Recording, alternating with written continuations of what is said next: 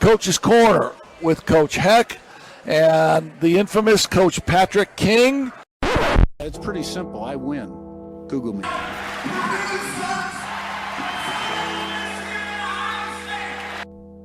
Who? I'm going with the Hoosiers to shock the college football world. Wow. Give me the island of misfit toys in the Indiana Hoosiers to come into the horseshoe and beat Ohio State. I haven't had the nerve to pick against my first love in Ohio Stadium in years. You're not tough. But not so fast for fans. Indiana upsets Ohio State. Ever since I've been in this town, everybody says to me, Corso, you're stupid. You always pick the wrong team. Congratulations, you played yourself. Four to go on top, tosses in the end zone, and Buka has it for a score. Evans has it go through his hands. He's got to get on it at the 10, and he's going to be tackled at the 6-yard line. Henderson gets to the goal line and into the end zone. He goes Caleb Downs to the 10 and into the end zone. Punt return touchdown for Caleb Downs. Takes a handoff, looks to throw, tosses in the end zone. Caught Jelani Thurman. And they're going to push Will Howard into the end zone for a touchdown. Pressure coming. Rourke being chased. Sacked. Pressure coming. Sacked. Cody Simon. Pressure coming. Cody Simon sacks him again. Picks a handoff. He's in trouble. Grabbed and sacked. Jalen Tuimoloau knocked him down. More pressure. He's sacked by Jack Sawyer, defensive end. And that's going to be the end of it. Ohio State hands Indiana their first loss of the season. It keeps the Buckeyes' hopes to play for a Big Ten championship alive, and it officially moves things into Michigan week. Google me.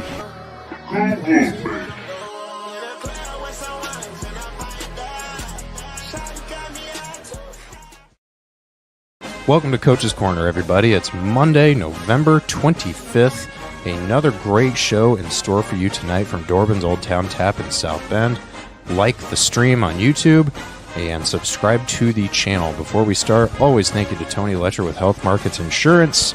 Call Tony at 574-307-8882 or visit tletcher.com. Also, thank you to Hahn Funeral Homes in Mishawaka, who provide the best in funeral services for families dealing with the loss of a loved one. Visit hahnfuneralhomes.com or call the office at 574-255-1474. And finally, thank you to the Black Sedan Band, which is not the music that you're listening to right now, but we will make sure to get them their love here later in the show. They do travel, so if you're looking for a great cover band, you can listen to their music here later in the show when we come back from breaks. Visit their website, blacksedanband.com, to book, or you can check them out on YouTube after you're finished watching us tonight. Thanks for joining us. A great show for us winners. Now here's Heck and King. Yeah, no. So am I to believe that someone is a Ohio State Buckeye fan? Well, it's what happens. Not even that. I am just incredibly anti-Indiana. The kid went to Purdue, for heaven's sakes. It was a great opportunity for him. So I guess we'll have to just tolerate it. Yeah. Well, Purdue doesn't have a football team this year. No offense. I guess so. Hey, welcome everybody. We are at Dorbin's Old Town Tap here in South Bend. As you can see, Kenny Peterson is with me tonight. I'm Pat King, and at home, resting a little bit, is my partner Ron Hecklinski. Ron, how you doing tonight? Yeah, I'm cool. Just a little bit of a cold and couple more weeks of the neck brace. A big CAT scan in about 10 days that will kind of show, how much of the healing has taken place and where I'm at relative to how much healing I need to go. So I'm looking forward to that. It was initially a 12-week diagnosis in this collar. That 12-week diagnosis, I got a couple more weeks on it. And then, if everything's cool, which I expect it to be, then I can gain some independence back again, man. I can drive the car, I can go work out, I can do whatever I got to do and not have to be a burden to everybody. So, I'm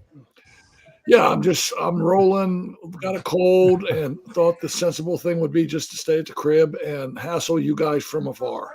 Well, there you go. Yeah, it sounds good to me. We were going to start off with high school sports a little bit, but I guess we better talk about it a little bit. We'll just lead off with the IU Ohio State. Scott, what did you think of the game the other day?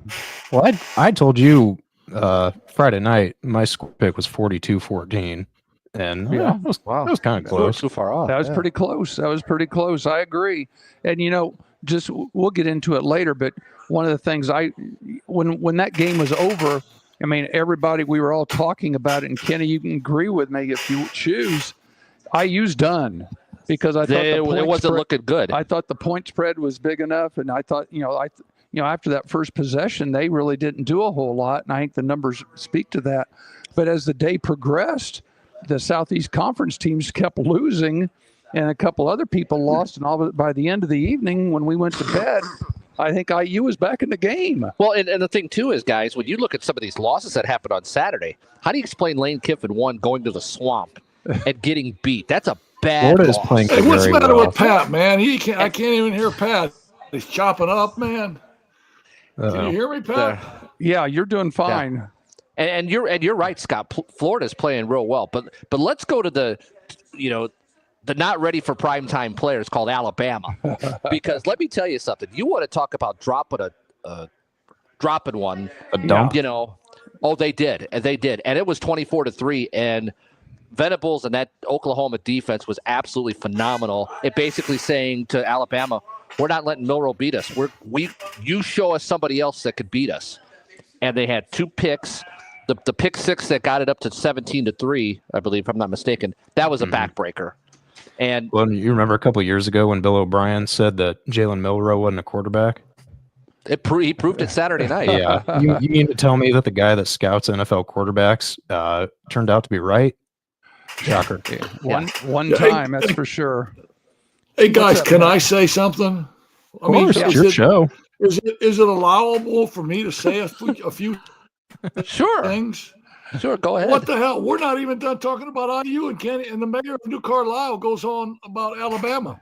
Pat King makes a ridiculous statement saying, well, we all know now that IU's not going to the dance and all that. Well, he was saying at the end of the game, it looked bad.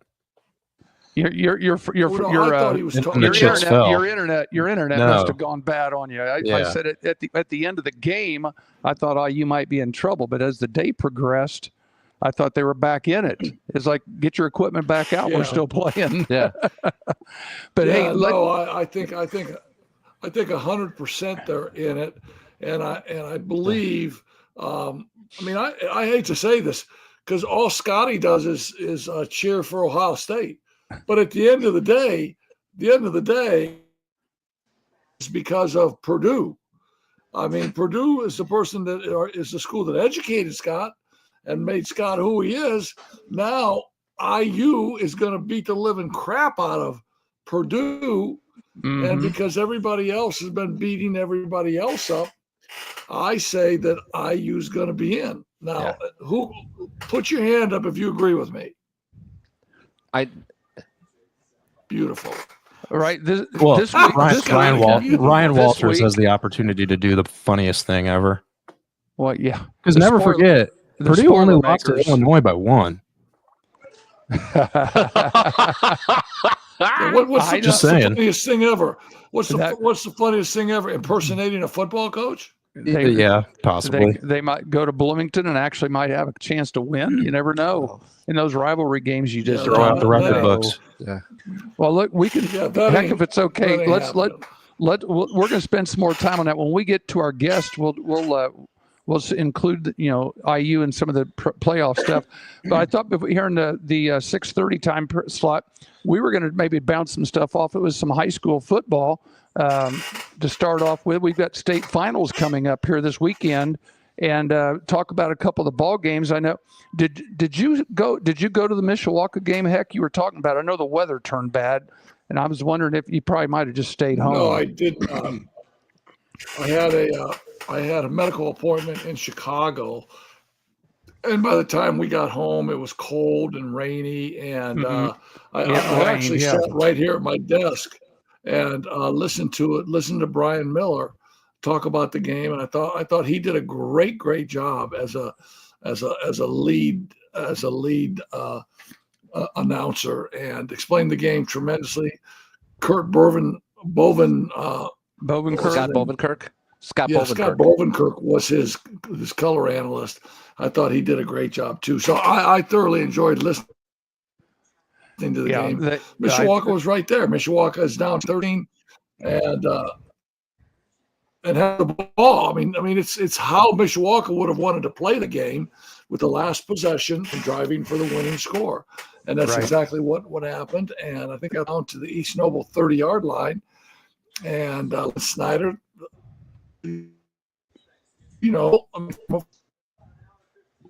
Snyder had a play they really liked. It was a pass play, and Landon Snyder got hit as he threw the ball, and the ball got intercepted, and that's all she wrote for the Cavemen, man. But at 11-3, that's a pretty damn good. Right. Yeah. And they were exactly where they wanted to be. East Noble, ended up finishing up. It was 18-13 for a final, but like you said, the problem was they had to score a touchdown. I know it was a game of really extra points if you think about it. Mishawaka went up 7-0, and I think they blocked East Noble's first extra point 7-6. Mm-hmm. And then East Noble scored again and went for 2, missed. Now it's 12-7. And then Mishawaka scored. They're up 1. Okay. So they go for 2 to bump it up to a 3-point game, hoping it would be 15-12. Didn't make it. So now it's 13-12. And then East Noble scores again, goes for 2 again and misses. And that's why they had 18. They had 3 times 6. So, that was the deal. The trick is now East Noble gets to go down to Indianapolis and play New Palestine, who beat up on Martinsville 43-7. So that was one of the big deals there. I was going to say in 5A, I think the big surprise around here, Warsaw, who was second in the conference to Mishawaka, they're going to state finals in 5A. Yeah. They put it to Merrillville. Merrillville, had 2 interceptions, two pick sixes, and the weather played havoc down there. But Bart Ball, its finest on Friday night, and it's amazing the job that Bart has done everywhere he's been. Mechaniqua and New Prairie and Mishawaka and Warsaw, and Bart's going to get a chance to possibly win a state title. It's his first trip down there. Second trip down there. Good for him. He's going to have to play Decatur Central. Decatur Central has everybody back from last year's team. They beat up on Bloomington South 27-13 down in Bloomington. So you've got a 5A matchup with Warsaw and Decatur Central. The big boys, 6A. Where do we start with Crown Point? Crown Point's been everything. That's all we've heard about up here in the northern part of the state all season, about how good Crown Point is. There's nobody up here except the college teams that can beat them. And they head south of US 24, and they get down there around 465 and get to Westfield. And Westfield beat up on them 30-7. People don't realize, Pat, that they're up here. If you don't get the chance to see the talent down in Indianapolis in football, we've got good teams up here, but it's a whole nother level the closer you get to 465. Yeah, and the Duneland Conference is top-notch stuff. I mean, they've got plenty of 6A teams and good quality football. And it's just the fact that, like you said, you get down there and all of a sudden here you got Westfield, and then Brownsburg goes to Center Grove and wins at Center Grove in the semi-state. Center Grove's been, state champs, like 6 of the last 8 years or something like that. I don't know. It seems like it's a Center Grove Invitational almost. But Brownsburg wins 31-27, so you've got a conference rematch of Brownsburg and Westfield coming up in 6A football as well. So you've got some good high school football. 1A, it's still the North Judson Invitational. They beat up on South Adams 46-0. They'll play Providence. I predicted Providence against Judson. Well, the thing is about that Judson game, it was scoreless after the first quarter.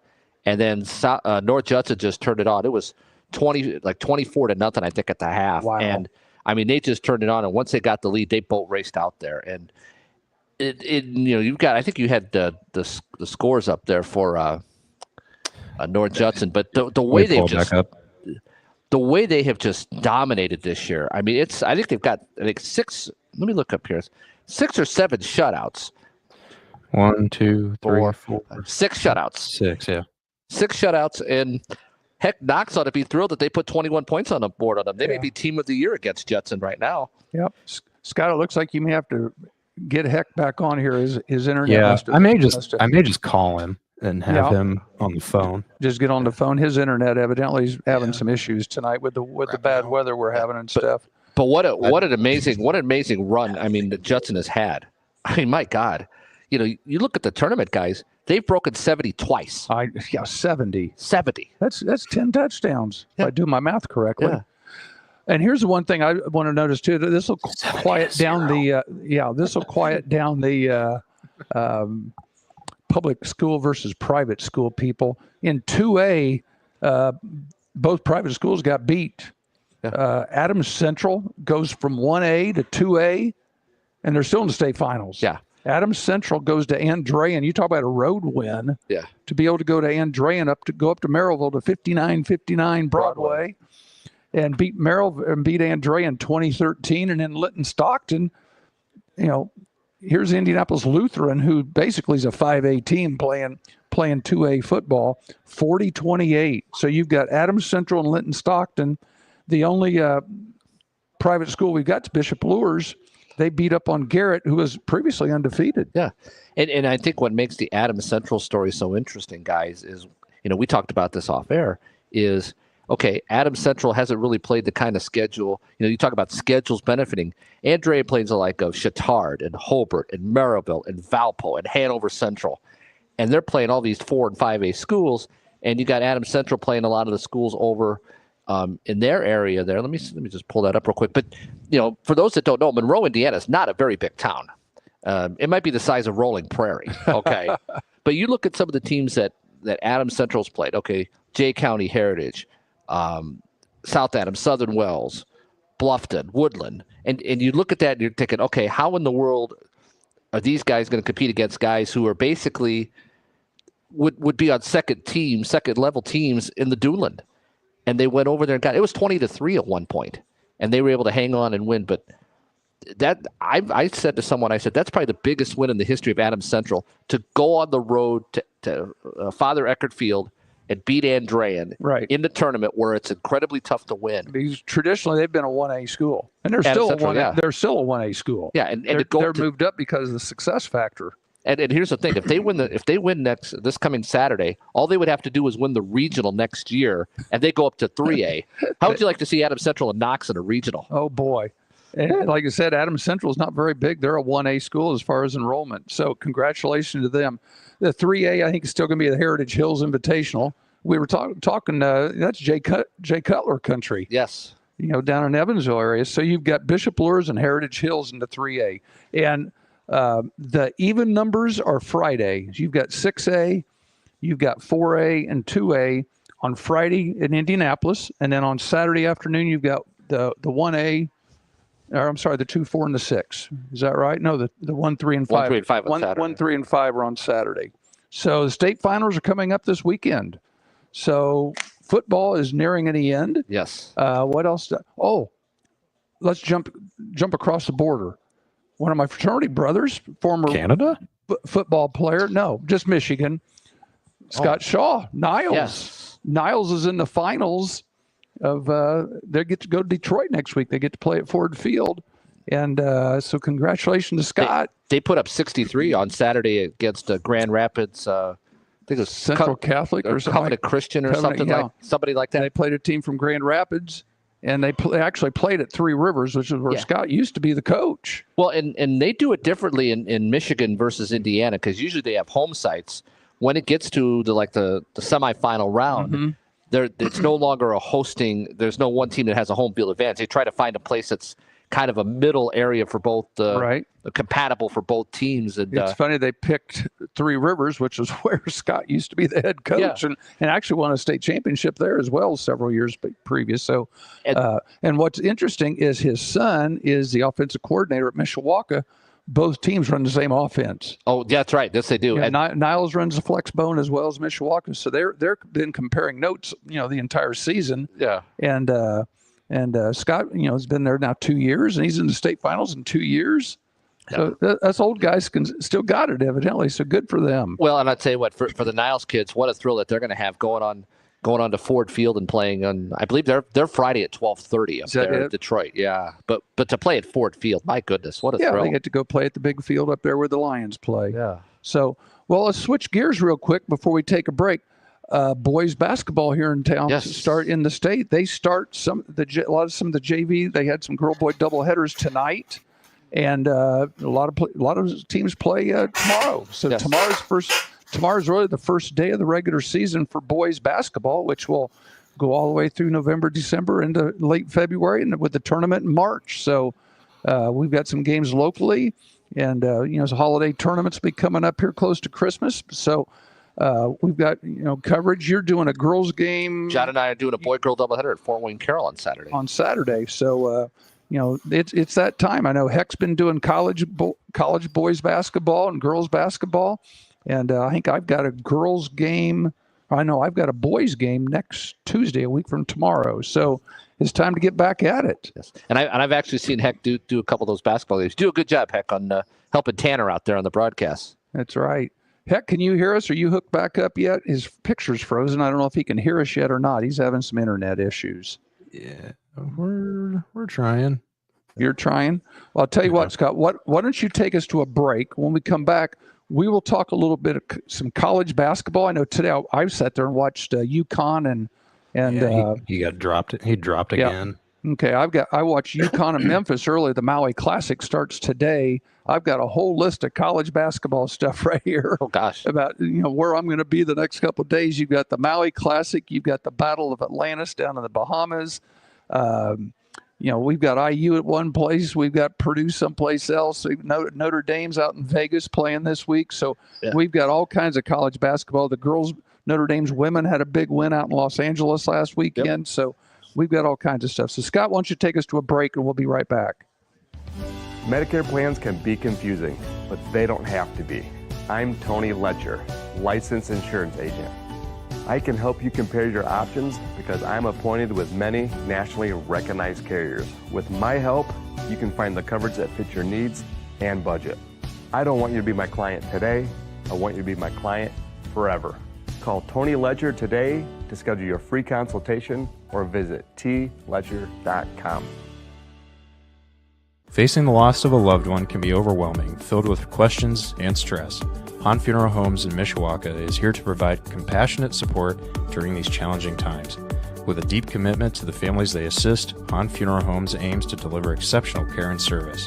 Their dedicated team of experienced funeral directors and staff is ready to guide and support you through every aspect of funeral planning. Located at 505 West 8th Street in downtown Mishawaka, Han Funeral Homes invites you to reach out at 574-255-1474 or visit their office for personalized assistance. Han Funeral Home, a family serving families. Looking to get your driver's license and hit the road with confidence? Choose Frick's Driving School, Northern Indiana's top-rated driving school. At Frick's, they offer expert instruction for anyone aged 16 and up, tailored to help you master the skills you need for a lifetime of safe driving.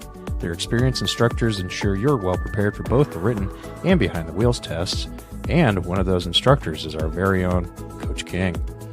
Located on Addison Road in Mishawaka, they provide flexible scheduling and personalized lessons to fit your needs. Plus, they offer the state driving test in-house for just $65, making the process even more convenient. Call them today, 574-256-0650, or visit fricksdrivered.com to learn more. Hey, we're back with more Coach's Corner with Kenny and Pat. Still working on trying to get Heck back in the studio. I may just end up calling him. So we'll see. But get into some college basketball. Tis the season. It's my favorite season. I love college football. I love college basketball more. Here they are. All right. Hey, we are back. Want to thank the Black Sedan Band as you're listening to some music of theirs. As we've said, they do travel. They're based out of Birmingham, Alabama. And you just give them a call, email them, and get set up with them, find out what's going on. But BlackSedanBand.com. That's it. Heck's brother's the drummer. So we'll throw a little plug in on that. But we appreciate their sponsorship. And I was supposed to call Heck's brother to we were going to talk about the SEC being overrated, but if I can't get Heck back in here, it may just be us. Well, we'll get him on the phone anyway. Yeah, and then it will really just be us because that's my one phone line. Oh, that's true. It's gonna. Yeah, the problem is we get Justin in here. We only have one phone call. Well, So Heck, we'll have Heck to zoom called him me, in. and he told me that he couldn't come on because Heck didn't go through the Notre Dame SID to get him. Oh, so we're not going to have. We're not going to have We're Justin. not going to have Justin tonight. No. Oh, Okay. That was Programming note. That changes things a little bit. Scratched half hour into the show. Scratch our. And it's interesting because here we are. Heck had him as a ball player at Mishawaka, but now because he is on the Notre Dame football team, we have to go through the sports information people to contact him. We just can't call him on the phone and say, "Hey." Yeah. What's up? There's a lot of protocol at that level, and I found that out when Chase Ketterer was at New Prairie or was at Notre Dame. Right. We had a hard time getting him for interviews and such because we just couldn't get access to him because he was a preferred walk-on. Right. And I get it because you have to go through the procedures when you deal with the colleges. But you got some stuff you want to talk about college basketball. Well, I thought we'd talk college basketball, and you brought up a good topic. We're going to bring up a bad loss by Notre Dame boys, men the other night. But I'm looking at college basketball is now into week 3 or so, something like that. And your main suspects are here. They, if you look at the poll, Kansas is 1, UConn's 2, Gonzaga's 3, Auburn's 4, Iowa State 5, Purdue 6, Houston 7. A lot of that's left over from last season, right? And they'll stay there until they get beat, and get some games under their belt, and teams that might have a few surprises. But the one thing I thought I'd bring up this week is for you people that don't like watching football during Thanksgiving, there is plenty of basketball on starting today. Right. I was home during the afternoon, and I know the 2:30 game out of Maui, the Maui Classic, has started. So they're out in Hawaii playing, and that little Sorry, cracker I didn't box. realize I didn't have my mic muted. Oh, oops! That little cracker box of a gym. Oh, there's Heck.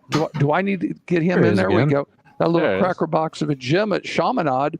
What a great game they had earlier with UConn and Memphis. Right. And I thought it was interesting. I was talking to Heck earlier in the car. He had just left the doctor's office and said, "Well, Danny Hurley made it to it was 8-8 before he got his first tech." So, and then he ends up getting a second tech later. It ended up Memphis wins 99-97 in overtime. Memphis was up by 12 with 3 minutes left. Oh, wow. And the game goes overtime. UConn puts on a huge rally. Memphis kind of hits the freeze button. UConn hits a 3 at the buzzer to put it into overtime. And then the score's tied at 92 in the overtime with a minute to go. Guy goes up for a rebound, gets an over the back call, which was suspect. Of course, right. Jay Billis says it was a lousy call. Jay Billis hates refs. Yeah, and between Jay Billis and Danny Hurley gets another tech, and Memphis goes down and makes 4 free throws with a minute to go, and they end up getting beat by 2 points. Yeah. So hey, Heck, you got to hold still in your chair. It's squeaking. Oh, got to get some WD-40 for Heck. Heck, did you have a chance to watch any of that ball game at all? We're sitting there watching Michigan State right now. No, because if I'm going to watch a ball game, there's going to be the word Chicago in front of it. Okay. Or it could be an I and a U in front of it. All watching right. Chicago State? I am not watching. I'm not watching Memphis State and UConn this early in the season. I mean, I got more stuff. I got more stuff frying in the frying pan. Okay. And, that's the Bears. That's the Bulls. High school basketball. So I mean, I don't even know why I lost you guys, but Bugsy came down and showed me a little trick of the trade. So I'm back. So I don't even know what the hell you guys are talking about. You could be talking about me. I don't know. No, what have you talked about? Things. We did some high school stuff. We talked high school basketball just for a few minutes. Just didn't really get into much detail. Are you all over the oh place? yeah, we did no high organization school. High school. We're into college basketball right now, and we're going to talk about it just for a few seconds. Then we're going to spend the rest of the time on college football. Well, yeah, but what about high school football? Did you go through who's playing who in the state finals? Yep, yep, all set up. I thought everybody. We got all the games solved. I thought everybody said the Crown Point would never lose. Well, that's what that was one of our topics. That's exactly what we mentioned. They got down around 465, and they found out there's a whole different world down there. Yeah, there really is. Have you seen the meme? It's the F around and find out chart. Oh, and dear. They found out. Yeah, they did. I kept looking for the semi-state games. I kept trying to find where the hell New Prairie's playing. Because according to Kenny, New Prairie's the greatest thing since sliced bread. I mean, only during football season.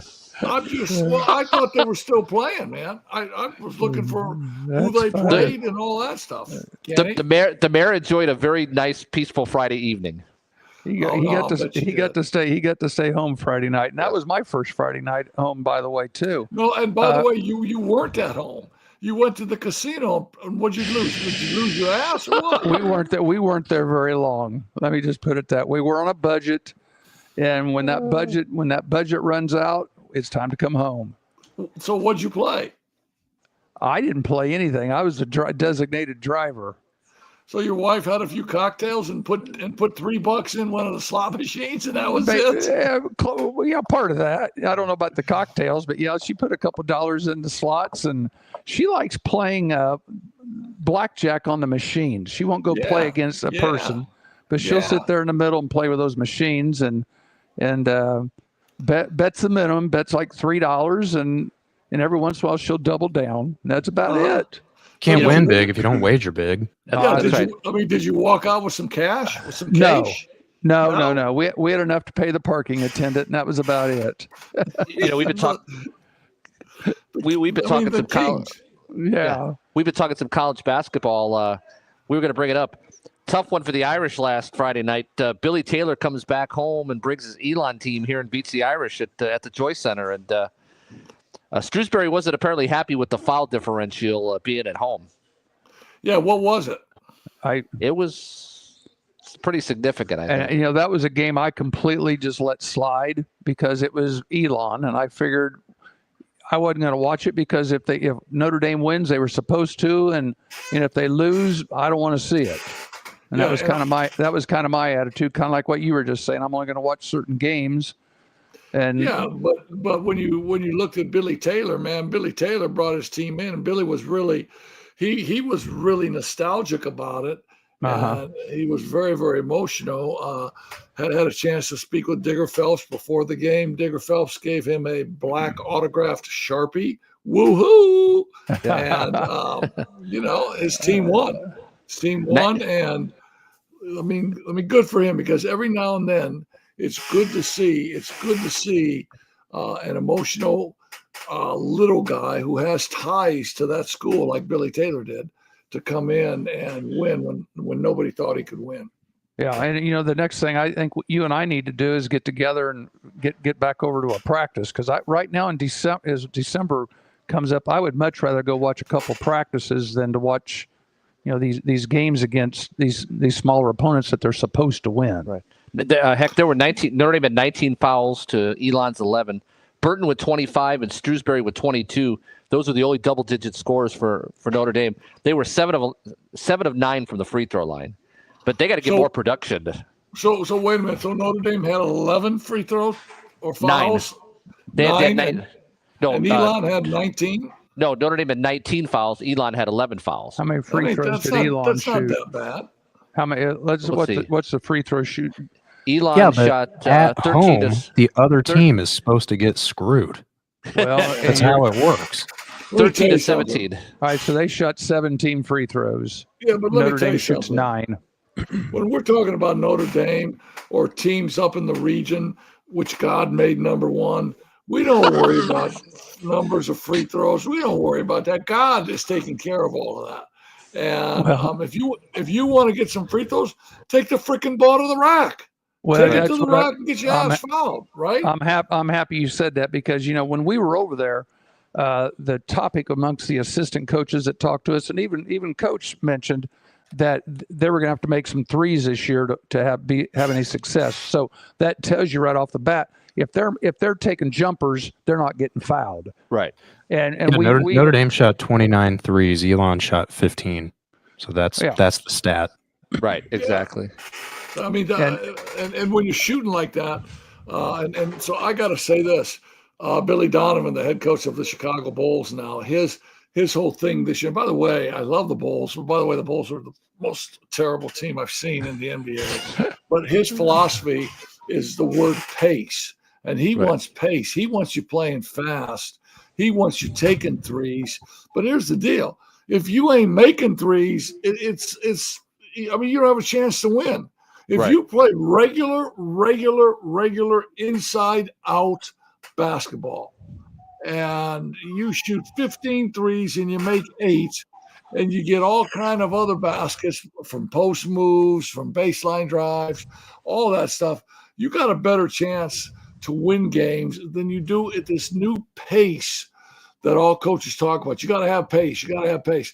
No, pace is okay.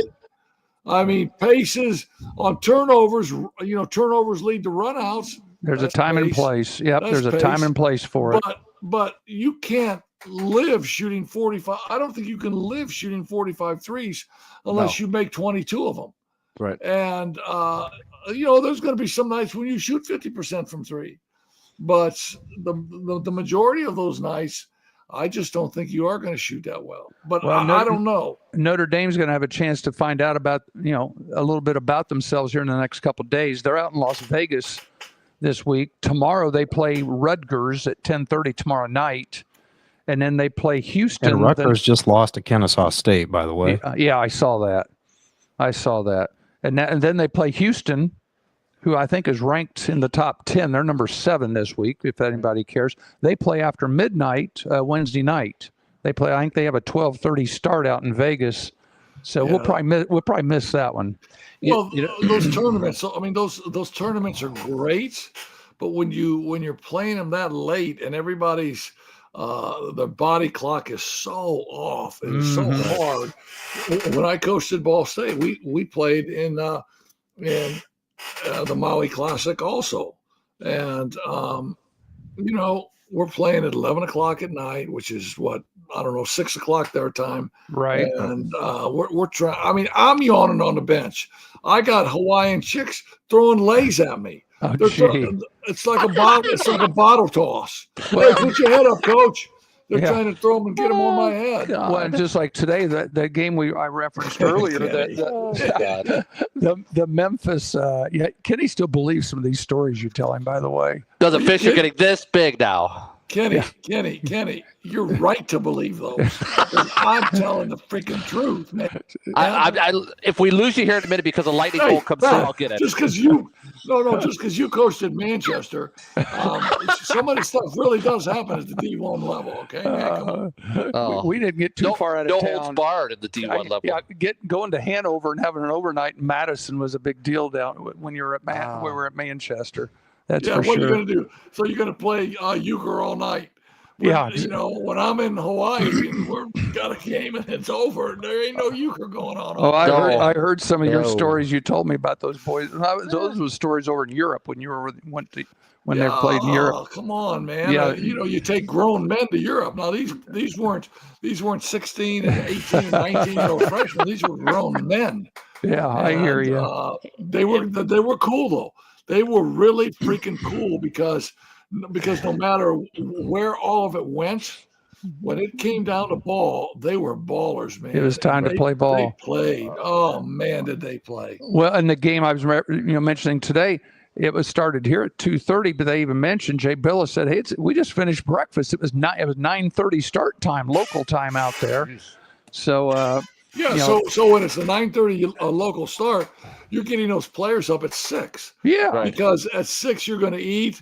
You're going to have a walkthrough in the conference room. You're going to move all the chairs away. Right. You're going to tape a cord on the floor, and it's going to be a walkthrough at 8. Now you're hiking it over to the arena, and now you're playing. And those guys are. I mean, they're still yawning. As a coach, when we did that, I was still yawning.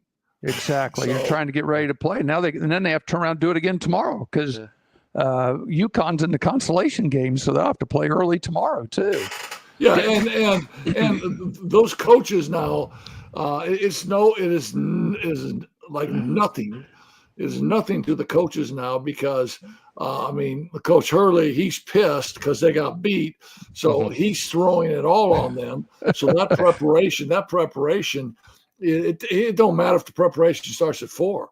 It's 4 in the morning. It's straight up on those guys that, hey, if you want to play, if you want to get some clock, you better bring your shit to the game. And, and I don't care if it's at 4 in the morning or 11 at night, and so and I don't want to use the word intimidation, but the ability to play and get clock is all relevant to how you do when you do get clock, right? Well, and that's what's going on in November. You got people trying to get themselves established. You're trying to find the identity of your team. Speaking of Notre Dame, I was looking at some stuff. Like I said, Notre Dame plays Rutgers tomorrow, then Houston, and then they'll play somebody else in the finals. So they'll get a third game here. They're out in Las Vegas. We mentioned, Marcus Burton is leading the team at 17-7. Tay Davis at 16-3.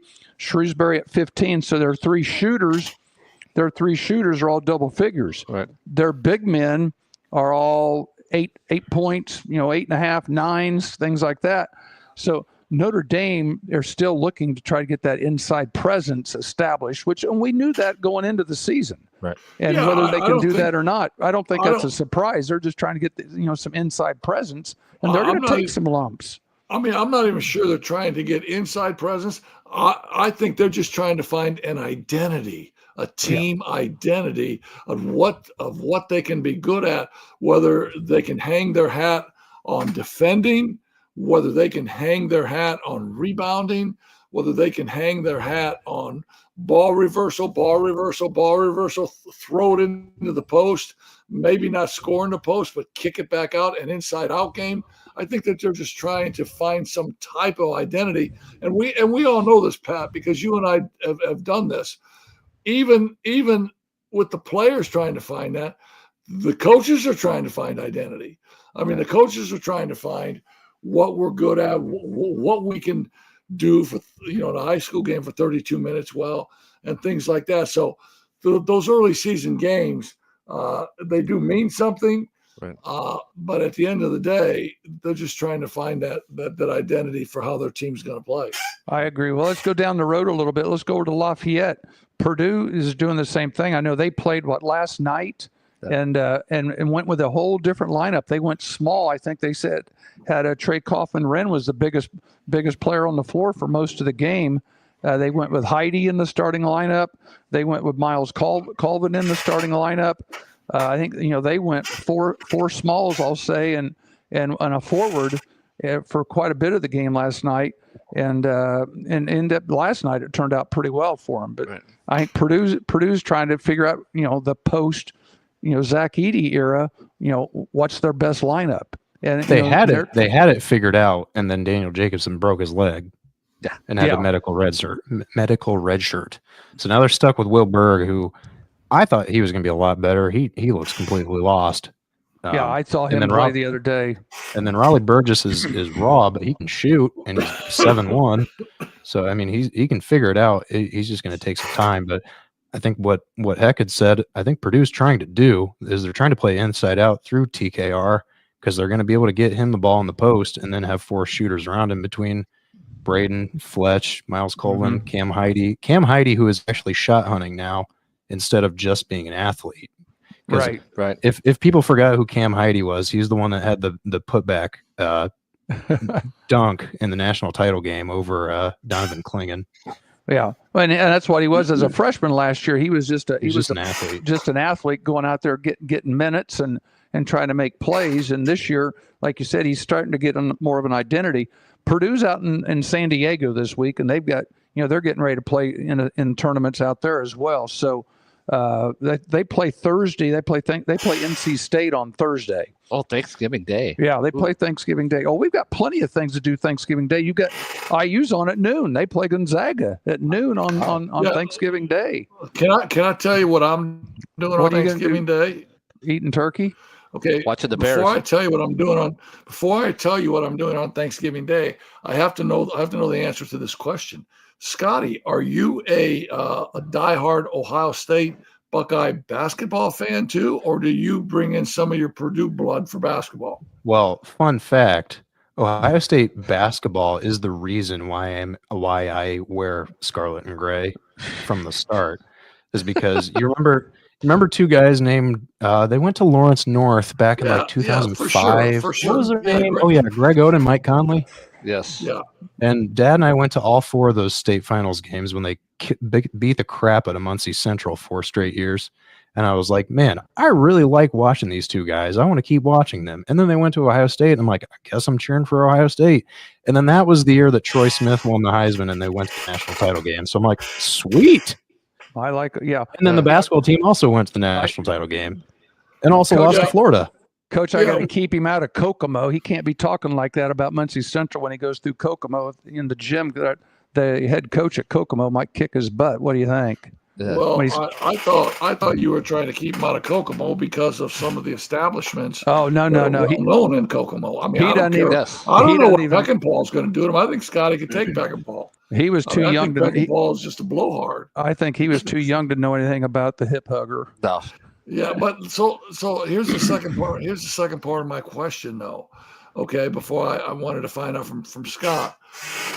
What was I saying? What was the second part of my question? What would that have been? Or am I going to let Purdue? What time? Oh yeah. What time? What am I doing on Thanksgiving? Yes, I'll go. Okay, someone asked me what I'm doing on Thanksgiving. Scott, go ahead. What? Oh, what? Let me ask you what you're doing on Thanksgiving. I'm feeding the homeless. Me and Monica and the 2 boys are going to go to the homeless shelter in South Bend, and we're feeding the homeless. So while you guys are stuffing it out, eating, we are going to be, cussing. The Bears are on in 12, so you'll be cussing really bad. Well, you didn't ask me what I was doing. What you're going to be taking a dip in your pool and making hamburgers on the grill, right? Oh God, no! It's going to be like my pool is very cold right now. I dip my feet in it every morning. Ooh, it's cold. Okay, I need to buy a heater. I'm donating a kidney. What do you think? Yeah, donating kidney. Yeah, right. Get the relatives down there. I'm just going to do the normal thing on Thanksgiving and watch the Cowboys hopefully get their butts kicked. So I'll take the Bears game. We'll help feed the homeless, do dishes, and then maybe we'll. So I did this once before. Wait, so are you saying faith without works is dead? I don't know what the place is called that we're doing, but we're going to the homeless shelter.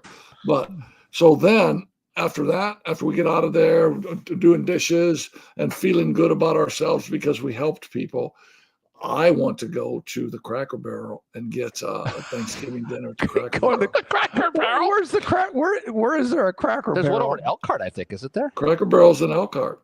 Yeah. We did that. We did that one time and helped a million people. And then we said, well, we got to have Thanksgiving dinner. So we said, let's go to Cracker Barrel. Are you old enough to go to Cracker Barrel on Thanksgiving? Oh man, are you kidding me? The food at Cracker Barrel's awesome. What are you talking about? Oh, is there unbelievable pumpkin pie? Just that little game with the teas that you play on the little thing. I cheat and win every time. It's amazing. I love Cracker Barrel.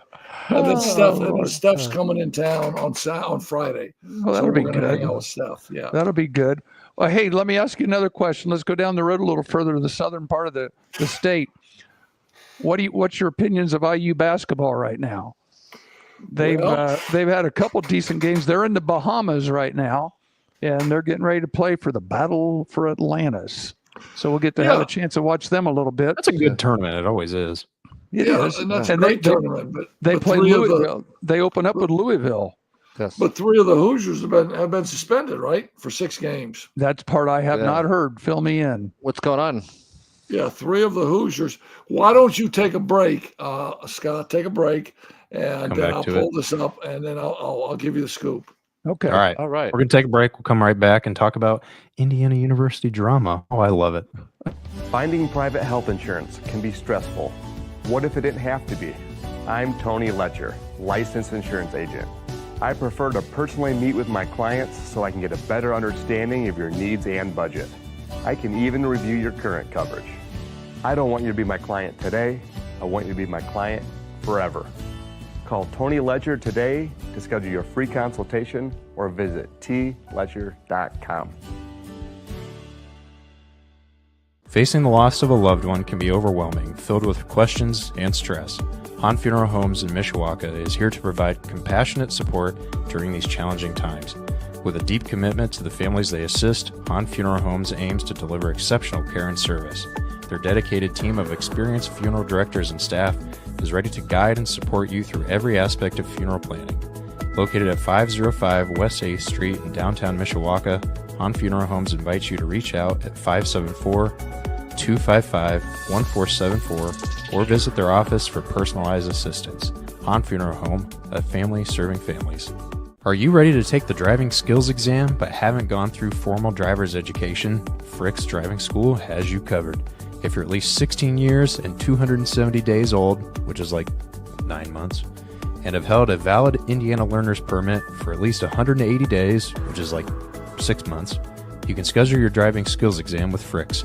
They provide the vehicle for the exam. Just bring yourself, a can-do attitude, and a ride to and from the office. The exam takes about 20 minutes, and appointments can usually be scheduled within a few days, and it costs $65. Call 574-256-0650, visit fricksdrivered.com, and book your exam today. Hey, back with more of Coach's Corner with Heck and King and Kenny. Always got to shout out Kenny. Kenny's always nice enough to come hang out with Dad and Heck. And even though I troll the crap out of Kenny whenever I can. And Kenny doesn't mind. Yeah. Oh, so Lord. it's all love. But yeah, more about college basketball, and eventually we'll talk about the big football game this weekend. So here they are again, live from Heck's house, my hotel room, in an undisclosed location throughout the world, and Corbin's in South Bend. Hey, we are back. There's some of that good music by the Black Sedan Band. Heck, what do you think? Yeah, no, they are amazing. They're just a great band, and you have to appreciate them to see them in person. They play great music. They have a great singer. They're just really, really good. We need to get them up to New Carlisle for hometown days. Maybe the mayor's going to have to work on that. Well, you're going to have to pay a little bit. That'd be travel expenses. Yeah, that's the only bad part. Senator, the state senator from New Carlisle, Kenny Peterson. Is that what he is now? Mayor is plenty for me. Well, Thank you. You know, as that town keeps growing, that his status, the title's going to have more meaning here in the next 10 years as that town keeps growing. I will be the mayor in 10 years. Yeah, they may actually have elections. All right, Heck, tell us a little bit about IU basketball. Yeah. No, so I did. I saw something today, and it obviously is obviously the no news station or whatever, because what I saw was 3 IU players were suspended due to improper gifts and payments when they had their visit. And once I now got on the IU website, I saw nothing about it. So obviously people can put whatever they want to on the internet, and sad sacks like myself will believe it. So, and obviously there was to it. Your antennas went up, that's for sure. And I will say, in other Big Ten suspension news, Aaron Bradshaw from Ohio State is currently not with the team. This according to Adam Jardy, who covers Ohio State basketball, I believe for the Dispatch in Columbus. He says Aaron Bradshaw is being investigated by the university for a possible domestic incident at his off-campus apartment. So stay tuned on that. Yeah, Kentucky transfer, one of Cal's guys. So that's a Kentucky guy. That's stuff, right. That stuff completely blows my mind, because I mean, anybody who's involved in that, they know what the outcome is. It's not, well, maybe I can get away with this. Maybe this young lady won't talk. Maybe I can get away. Absolutely. No. You know what the outcome is. Yeah. And the outcome is never, never, never good. So anybody that is involved in that and gets suspended or gets arrested, they deserve everything they get, to be quite honest with you. Well, one of the things, if we want to talk basketball with IU, Heck, one thing IU did this year was they went out and found some bigs. And between Mbako and Ballo, I think they've been a nice addition to the IU roster. And Malik Renew is doing pretty well too. They're averaging 22, 13, and 15. As opposite as Purdue is in Notre Dame, IU's got 3 bigs right now that are really dominating the scoring for them here early in the season. Well, Purdue's got bigs; they're just not that good yet. Well, and as you well know, when you can get some bigs on your roster and bigs that know how to play, they just take a lot of pressure off the perimeter game, because everything doesn't have to be so precise. Because if you throw the ball into the big and he can get an angle, he can get a good shot attempt. And he can do that for how many times your offense gets the ball to him. When you don't have a big, you have to rely on side-to-side swinging the ball, setting great down screens. But even if you set great down screens, the element of switching comes in. And if you don't have bigs, then you have to have guys that can beat defensive players off the dribble. Now, right. Saturday, I went down. One of my ex-players, Joey Bradburn, is the head coach in Mount Vernon High School in Fortville. And I went down and I spoke to his team, watched his team practice. And for his high school kids, they got the kid on their team named Luke Ertl, who's going to Purdue. He's a lefty. He's already committed. He's a junior. He's a lefty. And there's something about lefties when they go to their right. Okay, when they go to their right and then they pull the ball back on their left side, it seems to me that lefties can get a shot off anytime they want when they go to their right, because of how they pull the ball back and they shoot the ball back in here. Yeah. And Luke Ertl is a dynamite guard, man. To me, and I was telling Joey this 24/7, man. I said, Joey, I said, you can be a nice coach and you can tell the other 4 guys, hey, you ain't gonna get to shoot the ball much, man. Look, you might be able to, but they got bigs. They got a 6'7", 6'8" bigs. But you put those bigs on the block and you tell them, hey, your job is to get every rebound. And then you put the other 2 wing players in the corners and you tell them your job is to get your knees bent, your hands out, because when they come to Ertl and they commit 2 or 3 guys to them, then your job is to knock those corner J's in.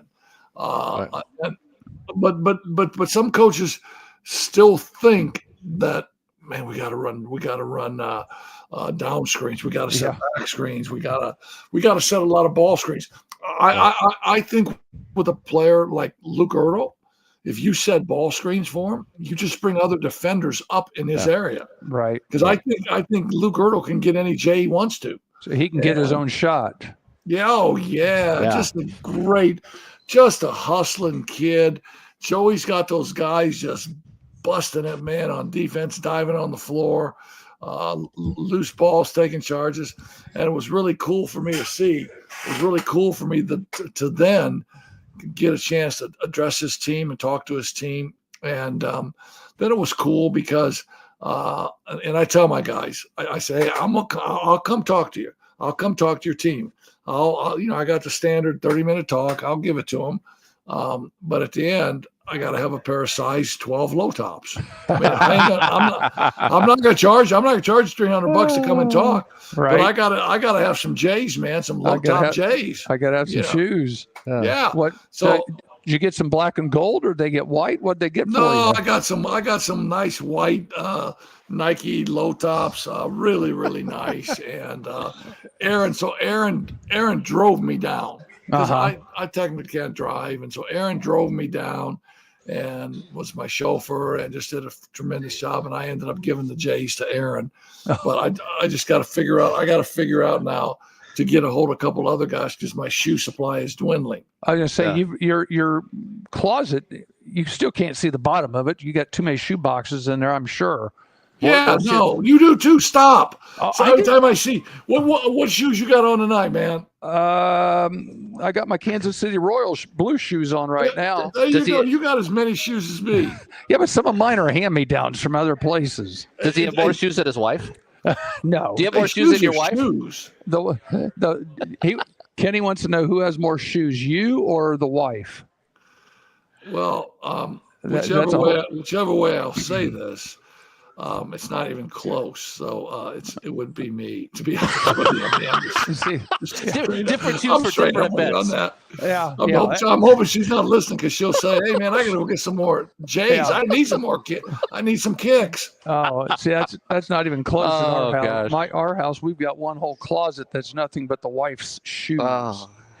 But Wow. yeah, Hey, only you can get that straight now. You know that, right? I'm not saying there's anybody to blame but myself. Just look in the mirror. I totally understand. Guys, we just got some breaking news here just now. There you go. Thank you, Scott. Thank you, Scott. This is from the region. Another region coach has decided to hang it up. Longtime Lowell football coach Keith Kilmer is retiring after 29 years. Wow, 29 years is a long time to be a head coach. Yeah, I mean in this day and age, that's for sure. Yeah, he came in. I believe it took over for Kurt Kennedy, and so he is. Well, I was over at Elkhart today, and if we're going to jump, tangent over to football, John Jolly, who was at Riley as a position coach, this past year he was the head coach at Whiting. Yes, and he has resigned. Yes, and he is the latest I heard. He's coming back, and he's going to Elkhart. And his youngest will be a senior. Remember, he was the quarterback. Right. And he's got 1 year left. And he was the quarterback at Riley 2 seasons ago, and now he's coming back. And interesting that they will probably be in an Elkhart uniform maybe as early as second semester. Yeah, Elkhart now, because Elkhart took a couple of Mishawaka kids, right, and Carmen Orozco, and then the running back Norvell Miller, and when Mishawaka's playing in the semi-state and those guys get busted up in the sectional, I wonder what their feelings are then, because here you are playing in the semi-state, and now you went to Elkhart because you thought things were going to be better, and you get busted out in the sectional. So, I don't know. Sometimes that stuff works, but most of the time it's got to be a legitimate thing to make it work. Well, and Orozco did okay. Individually he's still got his scholarship. Now, what was the running back's name? Norvell Miller. Yeah. Here's what yeah, and he's a good running back. Here's what I heard: the issues he had going from Mishawaka to the different offensive system at Elkhart. At Mishawaka, you just run straight ahead to a gap. There's no reads. Where when he comes to Elkhart, he had to read blocks. He'd never had to read a block before, and that was one of the things he struggled with. Because, he had options. He had to learn how to make a cutback block. He had to learn how to wait on a pulling guard. And those were some of the things that he really struggled with. Now, he was okay on a sweep, pitch the ball and say, run. Or get him the ball out there on a hitch pass or a speed on a jet sweep, get it like that. But if he had to run between the tackles where he had to read blocks, that was something he was still in the process of learning. And that's why he didn't get as much clock as he should have. Hey, I did like the question that you posed, Scott. Is the SEC losing some of its luster a little bit?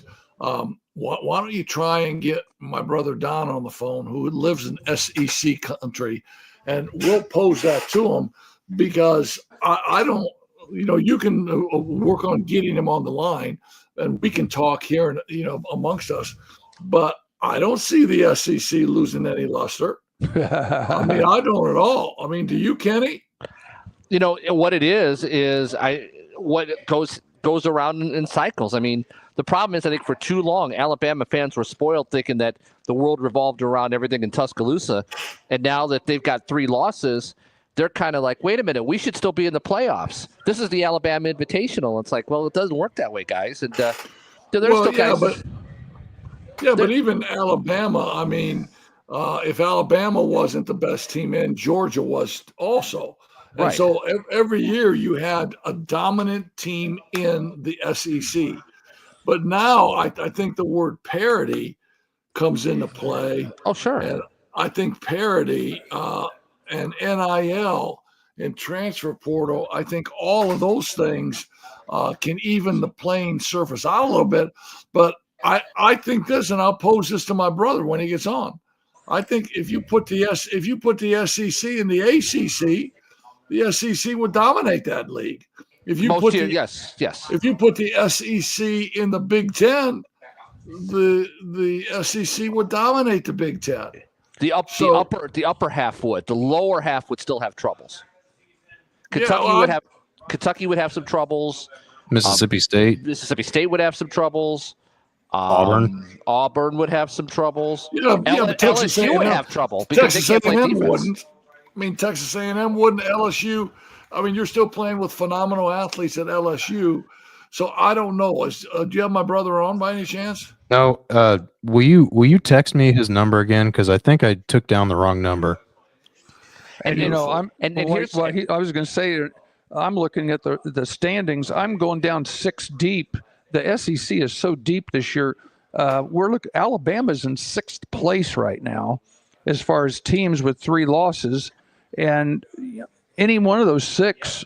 You could put all 6 of those in the national tournament. Here's the thing, though, that I think the SEC's problem is the top teams are not beating each other, because if you look at the Big Ten, who has Indiana lost to? Ohio State. Who has Penn State lost to? Ohio State. Who has Oregon lost to? Nobody. But like who's Penn State's worst loss? Well, they don't have one. So the Big Ten is the one beating up on each other at the top. Meanwhile, the SEC is losing to Ole Miss, is losing to Kentucky and Florida, and Alabama lost to Vanderbilt. Like, these are not. It's not exactly. Yeah, like Georgia came in and whooped Texas. Those are their bad losses. But if you look at the Big Ten does not have those losses for their contenders, and the SEC, their contenders are losing to bad teams. All right. Well, and let's go real quick. How do you explain Georgia giving up 20-some points? I got it. 20-some points the other day to a very bad UMass team. That's not good. I mean, and they've got issues along the offensive line, and it's going to be interesting, especially with Notre Dame. If Notre Dame can win on Saturday and they get in the tournament, I still think they could be the most dangerous team in that tournament, given if they're in the bracket away from Oregon, Ohio State, in that group. If they're in the lower bracket, they could get to the final. Yeah. I'm not saying they're gonna, but they have the potential. Right. And heck, to your point, let me throw a couple teams at you in the ACC. Here are the top 3 teams in the ACC right now. What if they were in the SEC? SMU, Clemson, Miami. They can't bust a grape. Where would SMU, where would Clemson, where would Miami fit in the SEC? Those are the top 3 right now in the ACC. Miami would get trucked because they can't play any defense. Well, and let me give you some other names. Let's go to the Big 12. BYU, no. Colorado, no. Arizona State, no. Iowa State, no. Those are the top 4 in the Big 12. Where would they fit in if we slid them into the SEC? Trucked. Well, I don't know where they would fit in, but let's ask my brother, the drummer from the greatest band in America, the Black Sedan, and an SEC football guy himself. So Donnie, we've had some conversation here about where some people would fit in, or is the SEC reached its level of parity now, or is the SEC still a dominant league? What are your thoughts on that? Well, first of all, Ron, I got my son Al here, who played baseball at Alabama several years ago and graduated from there, and so he has a little more knowledge about this stuff than I do. But I think you're right. I think there is a lot more parity in every league just because of the transfer portal, and everybody's on a more level playing field than they used to be. I think, Al. SEC all the way. No, stop. No, look. If I wanted a cheerleader on, I'd have got somebody with a skirt and a tight sweater. All right? I don't want a cheerleader. You got to give me some factual shit when you say that. Now we got a family fight going on. Do we need a referee here? You can't say that on the radio. Yeah, but give me some facts. We're not on the radio. Man. You can say whatever you want. This ain't the radio. It's a podcast. Hey guys, I want to ask this question to you two, since you're both down there in SEC country. What's the mood like down in Tuscaloosa now that Alabama's lost 3 games in one season? I mean, is the sky falling down? Are they wanting DeBoe to to resign? I mean, what's your take on what's going on down there? Why has Alabama struggled so bad? I think it's just a different culture right now that they're having to work through. Saban was a ultimate control guy, and I think Coach DeBoer is probably not like Coach Saban, but he's a great coach. Just give him time; he'll be okay. So and it didn't help that Caleb Downs left either. Yeah, no, and it's a different deal. I mean, Caleb Downs leaves and goes to Ohio State, right? Yeah, that's right. Ran the punt back. That's right. They lost a few people. So would that have happened if Coach Saban was still at the controls, you think? No, I don't think so. I think the reason Caleb Downs left is because Coach Saban left. So as you've watched Coach Saban for a lot of years, and everybody talks about every coach has his strengths. What do you think was so special about Coach Saban? I think it's his process, it's his level of consistency, and the level of the demands he puts on the players, and he controlled every little facet of their lives and of the game. Yeah, what do you think, Al? He was a micromanager of the athletes, right? He controlled the way they ate, the way they thought, the way they practiced. Everything was done at a certain level, and the expectations were high. And then he brought the right players in year after year. After he set the tone the first couple of years, he attracted. He didn't have to go out and recruit the best players. The best players wanted to come to Alabama. Right. So it's something the board just stepped into a culture that expected that, and it's just it would be expected that things are going to change within the program.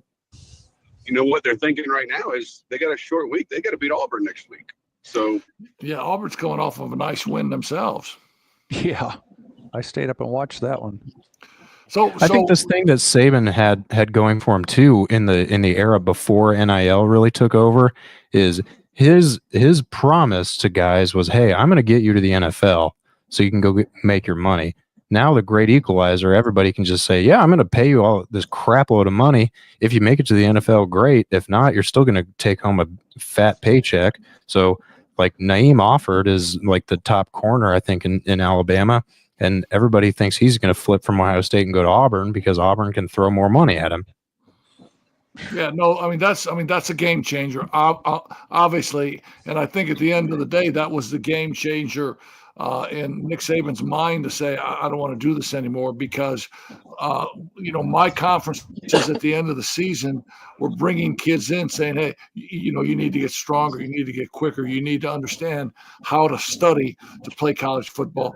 But now the players are saying, Coach, how much you going to pay me? Hey, Coach, if I ain't starting, I'm departing. And I don't think he wanted to mess with any more of that, did he? No, I think you're right, Ryan. I don't think he wanted that. I don't think he wanted to participate in that environment. He won because he was like Al just said. He won because of the way he micromanaged the team, and now there are so many more aspects to coaching at the college level right now in football and basketball. So the one thing I want to add is, do you know the last losing season they had? I gosh, you'd have to go back to not the last losing season, but do you know the last time they lost more than, let's just say, 4 games? Saban's I first don't year. know, but I want to think that Bill Curry was the coach. They went 7-6 in Saban's first year, didn't they? Yes, that's exactly right. I didn't mean losing season. I meant, more than 4 games. But yeah, they lost 6 games the first year that Saban was there. And anytime there's a coaching change, I think you're just going to have a culture change, and it takes a new coach at least a year to get his culture in. He's a good coach. Do you think the luster he's had a lot of success everywhere he's been? Do you think the luster has worn off of the SEC conference as a whole, or do you think that the SEC is still the best football conference in America? I think it's top to bottom the best conference in America. I think the Big Ten has, 2 or 3 great teams in it. But I think the first 6 in the SEC can beat anybody in the country at any given day. Yeah, I would agree with that too. What about you, Pat? You think that's true? I totally agree. The SEC right now kind of reminds me when we were growing up in the 80s, the Big East in basketball. There was always somebody there, top to bottom that could beat anybody.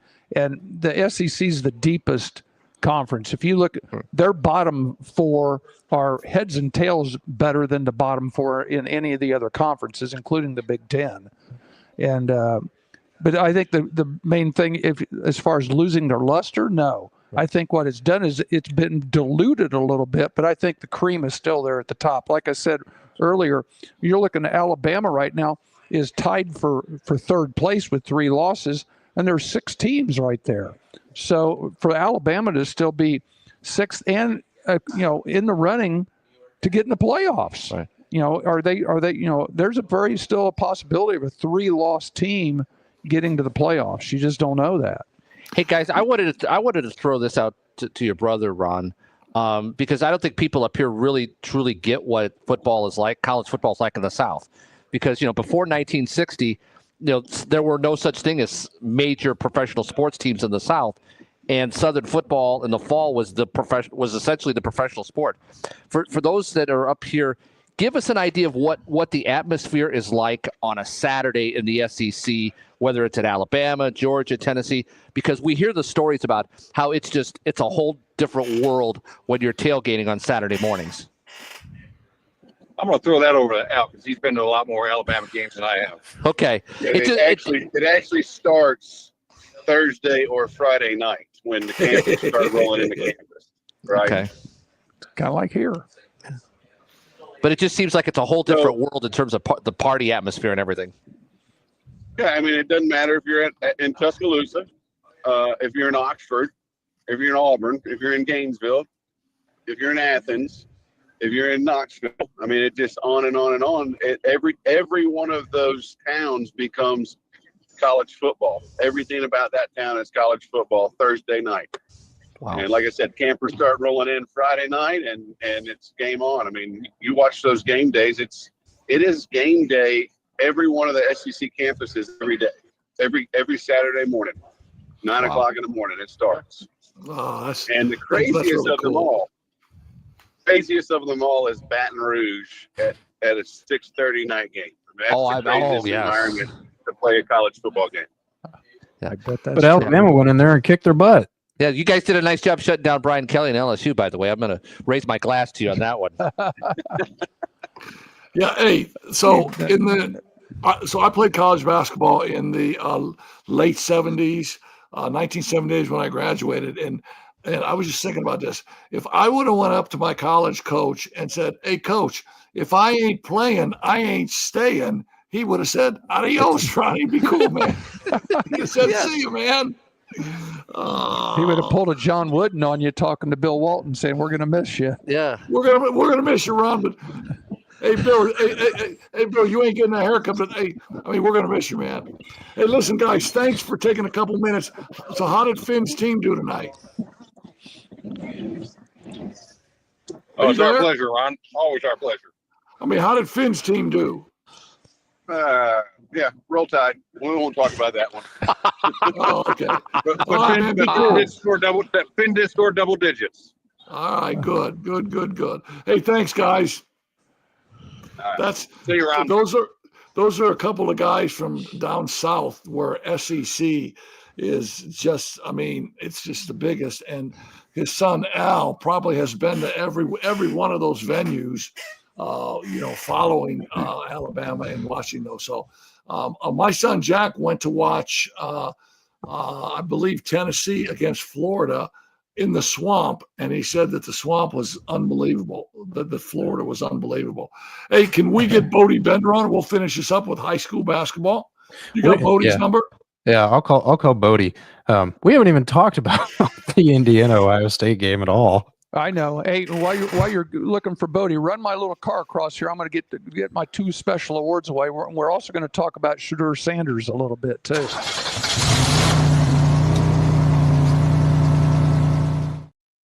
There's our little we car. got to get that for our broadcast on our Friday nights next fall. We could do Presented that. to you by Frick's Driving School, which is Yeah.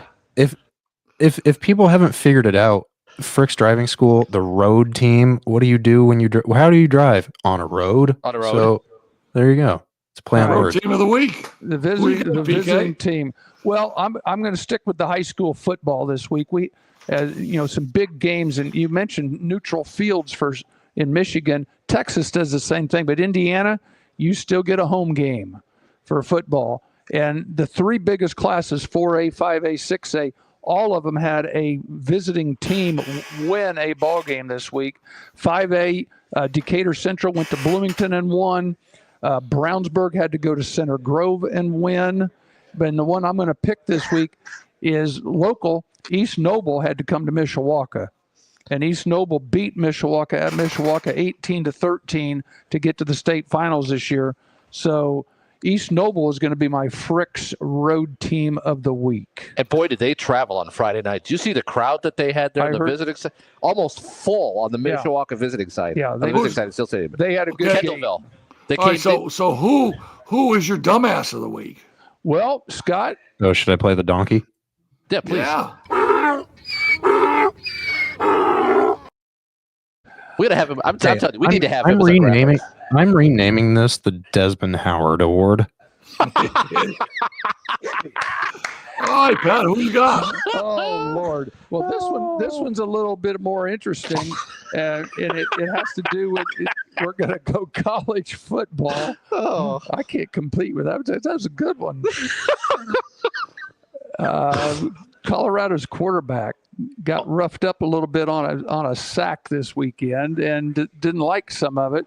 Scott, did you happen to find the footage for that? You've got a couple videos of that, don't you? Shedeur Sanders. Shedeur Sanders. Yeah, yeah. Oh, hey, and I've got Bodie on the phone too. All right. Well, Bodie, hey, Coach, what's up, man?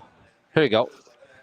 Yeah, he's shoving the white cap there. I know. Anyway, Shedeur Sanders gave the referee a shove, and I think it's still pending about what's going to happen to him. And you had Jason Benetti on the call, who's I love Jason Benetti. White Sox, yes. Yeah. Now he's the voice of the Tigers. Jared ran him off. Yes. Yeah, there should be some discipline action. The referee with the white hat on, he gets shoved by the quarterback right here. They'll slow down here. You can't do that. Well, here's the thing, though. The official that's coming in, the center official there, that's coming from the backside, should have pulled the white cap aside and said, "Hey, you got shoved by this guy." Well, he shoved people off of him. I think it was just part of the heat of the battle. But anyways, you can't touch a referee. Yeah, you can't do that. Yeah, no, you can't do that. Come on, but that doesn't surprise me, though. To be honest with you, what does surprise me, and I can't believe it, because I've been just kind of laid up, letting my neck heal and stuff, and time has really gone by. Watching the Waltons, Gunsmoke, and Bonanza in between naps, highlight of my day. And so, what about Rawhide? What about Rawhide? No, I do wagon train instead of Rawhide. But so now they're telling me it's high school basketball season now. Save us, Bodie. We do have just a great young coach on with us tonight who just set a Mishawaka, with just a new way to think basketball. His first year, they win the sectional. Second year, they I think they tie for the conference and win the regional and are leading by 8 to 10 points at the semi-state, their first semi-state game. So there's just a lot of great things happening in his first couple years at Mishawaka. The great Bodie Bender. What's up, man? What's going on, guys? How are you? Hey, Bodie. We're cool, man. We're cool. So now you're going into year 3. I mean, talk to me about year 3. What's the caveman look like? And I know practices are probably different because you had veteran players. I mean, how's it going for you? Well, I mean, we lost 7 seniors, and the first day I go to practice, there's no more Cooper Pritchett's and Brady Fishers and Rasan Johnsons and Trey Thomases and Jack Troyers and Anthony Nelsons. And so we reload per se, and we get Jackson Snyder back, and that's going to be still big for us because he gives us somebody to handle the basketball. And then, we'll have his little brother, the quarterback, who's used to handling the ball as the quarterback, and he'll be in the backcourt some with him. And then we have Landon Johns, who got some time last year, who will be back, and he will play. And so I'm excited about this good, young core. I'm going to have a couple freshmen that are going to play. And, we're going to throw the chips in the middle of the ring, and we're going to see what comes out this year. Yeah, let me ask you this question. So 2 years ago, did you say the same thing when you lost Arthur Jones? Did you say we're not going to have Arthur back? We're going to miss Arthur and stuff. You said I did say that. I did say that. You're right. Good. Hey, Bodie, I have a question for you. How have you been able to incorporate a school like Mishawaka, where it's known for football? How have you been able to create a culture where basketball is starting to become as successful as what football is? Because there are schools where football's the thing and basketball is kind of one of those, where basketball kind of takes a back seat. So how have you been able to make basketball as much of a priority as football? I just think part of that is you've got to work with those coaches too. Right. Keith and I have a pretty good understanding of, he said, I won't pick up a football in June if you don't pick up a basketball in July. And I said, I'm good with that. I need some time off in July. We pretty much release our kids after the month of June of playing for most of the month. And, I need some time. You guys go be successful in your fall sports. So, I think it's kind of piggybacked off of that, and then putting in a system where guys can understand, how we want to play. And I think that's all relative to how football plays. Sure. Have you established a pretty solid feeder system over at Mishawaka now? Yeah, I think we're doing a pretty good job. We've got a lot of kids playing in what they call the Club 1 leagues right now. We got 3rd grade, 4th grade, 5th grade, 6th grade all playing. They play 2 games a Sunday. And then after Christmas, our elementaries will be playing, and then our 7th and 8th grade teams will get underway in those leagues since they are playing in their school league right now. Okay. Hey, Bodie, this is Pat King. I've been over in Elkhart subbing, and a couple of times been back in the PE department with the Braybenders. And I know they're heavily involved in your feeder program. They seems like they're really enthusiastic about some of these younger kids you've got coming up. Said that your feeder program is very healthy, from what I understand. Yeah, and they've helped tremendously coach some teams. They've done a good job with that. They've done a good job of incorporating just what we want as far as how we want to play at the younger levels. So when they get to us, they already know some things. And, they have a 7th grade son, and that team, the 7th grade, has some talent. So, looking forward to getting those guys here in the next couple of years. And it's got some size too. I always like a little size. That makes things a little easier. What about the conference this year, the NLC? Talk about the teams in the league and who you think has a chance to win the league this year.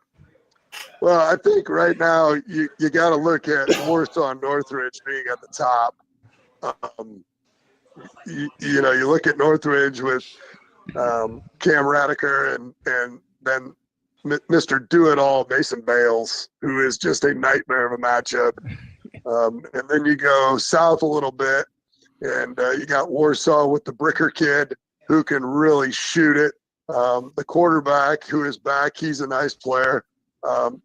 That's going to be a nice little battle between those two teams, I think, in mid-June. And then you don't look too far where you go right down the road to Napanee, where Airwolf has added the Everingham boys to go with Colorado. Because can really shoot it.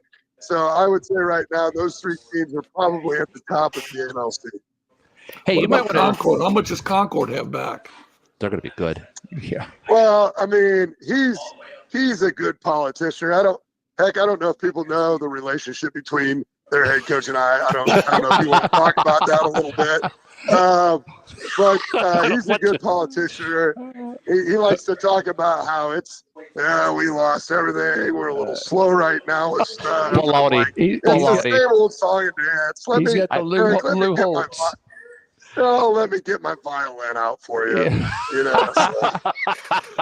Yeah, no, a lot of people don't know, but Derek and Deshaun and you are actually best friends. Yeah. And you talk to each other almost on a daily basis.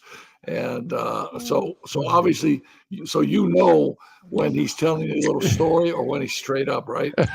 Yeah, I would say 95% of the time it's a story with his All right, man. All right. Bodie, I got to ask you real quick. What were you thinking with some of your non-conference games? I'm looking at the non-conference schedule here. Riley, Marion, Fairfield, Washington, Adams, Penn, and St. Joe. Where's the you got to have a breather of the non-conference there, Bodie. I don't see one. I don't know if there is one. I think for us, you look at like Mishawaka Marion being an in-town rival. That's an important one. With both teams knowing each other very well.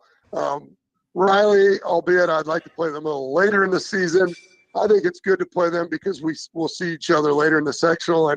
And if you ask my wife, I think last year's matchup early in the year kind of helped us later in the year. So right. I think that's why we have those two games on there. And then, you talk about St. Joe and Penn. Holy cow, they're just loaded. Oh, Penn especially. Holy, yeah, that's going to be wow. Yeah, and Penn really could be one of the bigger teams in the state if they wanted to be. Yeah. So you also got the Career Academy on your schedule, right? Yeah. There you go, man. God. He thought you were back there coaching, Pat. No, Leon's over there. Leon's got him figured out. Leon's up to his schedule too. We need to talk to Leon about some of his schedule. So that's a topic for another day.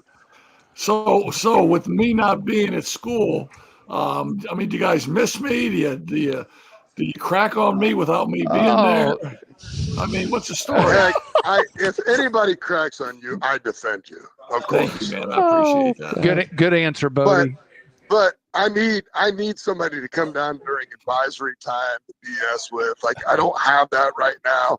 And I need somebody to complain to. I've had to call you when I needed to talk to you about certain things. I've had to call you, and that's hard to do sometimes. Yeah, You're such a busy guy. He doesn't answer his phone, that's for sure. Hey, no, listen, I know. I can't wait. Your first game is against Riley because your game against New Prairie got rescheduled to December 21st, I believe. But your first game is December 3rd against Riley, and then it's off to the races, man. The cavemen have figured out.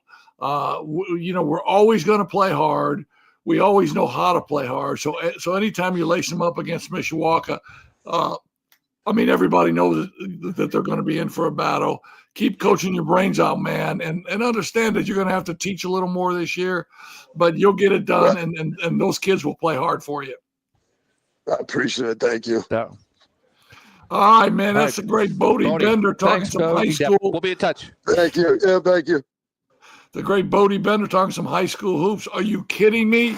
And I'm sitting there. I'm thinking to myself, if it's not for Magic Mind, I don't even know if I know it's high school basketball season. My God, yet. we made it an hour and a half before we got our first Magic Mind.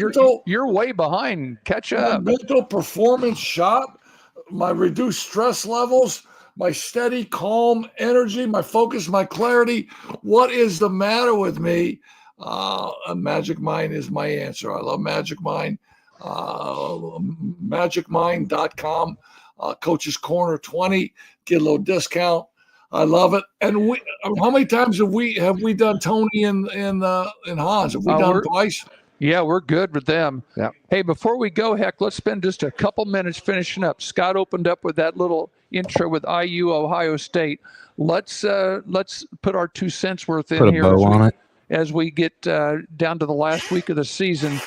What's our opinion on IU? What's our opinion on Notre Dame here leading into the last week of the season toward the playoffs? And obviously, my opinion on Notre Dame, and I think it was Scott that might have said it, or one of you guys did. I'm not sure there's a better team playing as well as Notre Dame is in the country right now. I think that if you're 40 points better than a team, you better beat them by 40, and that's what Notre Dame's proven here the last few weeks. I mean, Army was a good football team. Yes, they are very good. They didn't play the schedule that Notre Dame plays, but Notre Dame just thumped them in every area. Their running back room is phenomenal. Their offensive line, I remember early in the season when we were kind of beating them up a little bit, saying that we didn't know how good they were going to be. Riley Leonard is throwing the ball at a pretty good clip now, and he's finding some receivers. So in my estimation, I think Notre Dame is playing as good as they can play at this time of the season. Now, with that being said, they still got to go down to USC, walk on campus and see those chicks in bikinis and tanning. They're laying in front of the sorority houses tanning. How are the South Bend boys going to feel about that when they start walking into the stadium? Hey man, look at that. You know what Marcus is going to say? Hey boys, you ain't looking at that. We got one thing on our mind, and if we got to play the Northern Illinois tape again, we will. And I think one of the things they've done too, Heck, is that 3:30 game start is really doing Notre Dame a favor, I think. Right. It's 3:30 where instead of the night game that it's traditionally been, I think that night game really creates a theater out there in LA that is a positive for USC. Right. And I think with that being a day game, that's going to be a benefit for Notre Dame. Yeah, I don't think there's any question, Kenny. What do you think? And here's another benefit, guys, is the fact that if Notre Dame wins this game Saturday, you think about it, they're going to have 3 weeks to get ready for the playoff game if they win Saturday. So they're not playing a conference championship. So it's going to give these guys, if they win, they're going to have a lot of time to heal and sit back and just get ready for a potential home game. And I can't see a scenario where if they win Saturday, where they will not host a playoff game here in December. Yeah. Well, and some people like that. Okay, some people would say, man, we are hot and we are playing good. I want to play that playoff game tomorrow. Yeah. Because rust versus rust. Yeah, their depth is good enough to wipe out any injury scenarios. So you just don't know how that'll play. It's college kids. It's the kicking game issues that have me concerned right now, that they've got some injuries in the kicking game that they've got to get healed before they go into the tournament. Do you guys think Riley Leonard can throw it well enough to win a title? Well, here's still TBD. But here's TBD. What I'm going to tell you. I'm not sure if he can throw it well enough to win it. I think he can throw it well enough to not lose it, to be honest with you. Yeah. I don't think he needs to be Joe Montana for Notre Dame to win, because they have so many different ways that they score points. But I think that he has to be able to make some throws that he can make. And Mike Denbrock now has a full season of being that offensive coordinator, and I like where they're headed. And this defense is going to, if this defense plays to its potential, it will keep them in every game the rest of the way. Yeah, and I don't think give there's them a any chance. question. Now, did Indiana University play their way out of the tournament? Well, that's one of the things I was going to mention. I mentioned earlier in the show that when that game was over, that was a big thought that IU just sent themselves home.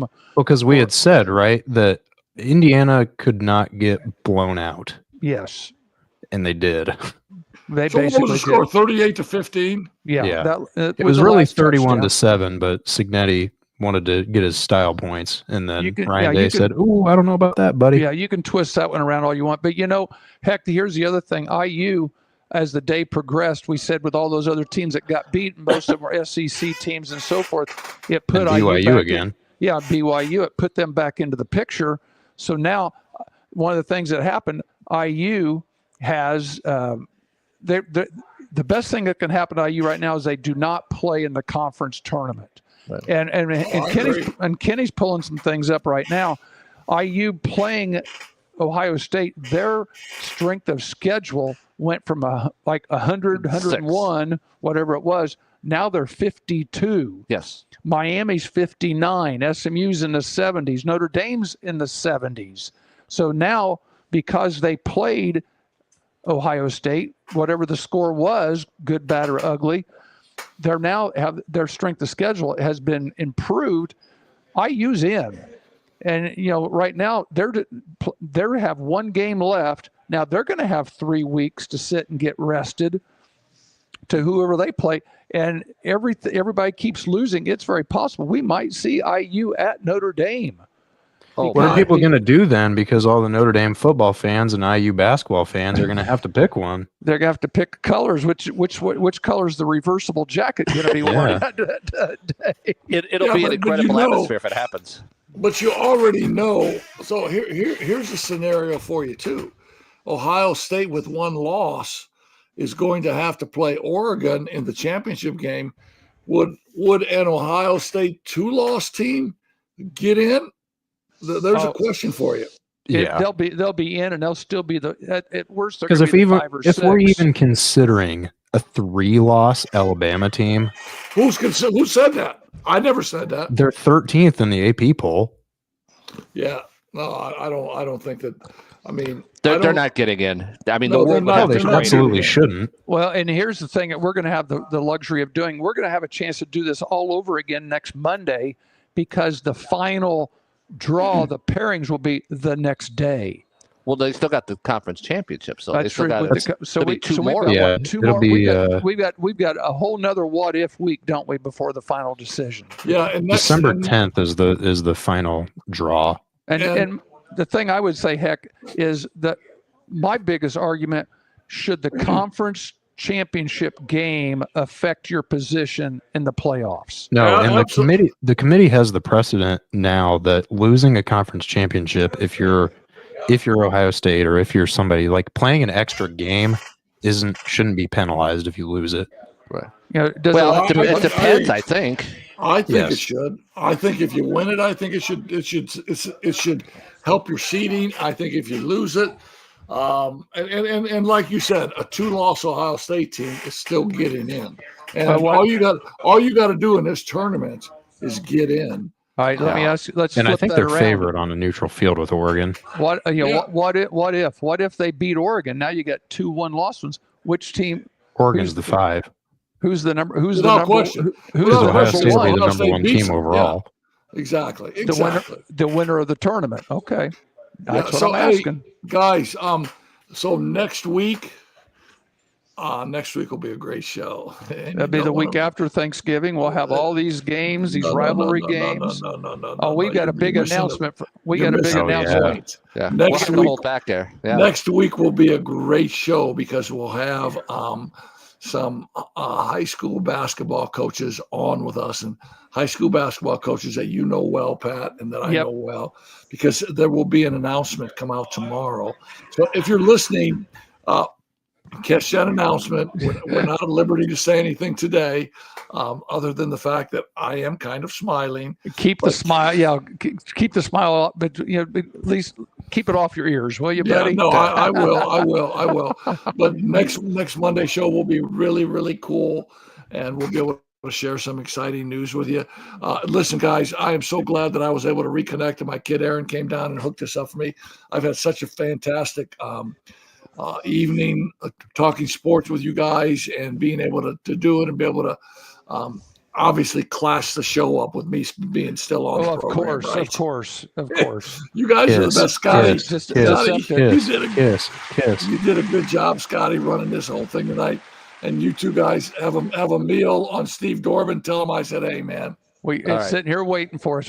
If we're downwind of it too, so it's time to go. Hey, so what did you get? What did you get, Pat? I got wings tonight with 2 different sauces. Oh man, what did you get, Kenny? I got a salad and a burger. So we got a table. We got a table full. Here's what I would have gotten, Steve. If you're there, what I would have gotten is a Philly sandwich again. I had it last week. That's pretty good, wasn't it? Second to none, man. Second to none. Good stuff. You guys are the best, man. You guys are the best. Thanks for bringing me on this show tonight, Scotty. Be cool. And I'll see you two guys shortly. All right, man? All right. Happy Thanksgiving to everybody. Same to you guys. See ya. Happy Thanksgiving to Q. He always comments in. So Yes, Q. What did he say? Did he say anything? Cool he just said Happy Thanksgiving. Happy opening week of high school basketball. Hey, Q-ster. Next week, I want you in that show, and I want you and I want you on that show so we can share some comments with you, Q. So we'll get you on the show next week. Make sure you're around. All right, man. All right, adios. That will do it for another great episode of Coach's Corner with Heck and King. Thank you to yes. Yuck up the applause. Oh God, that was a nice voice crack, wasn't it? Anyway, same time, same place next week. Peace out.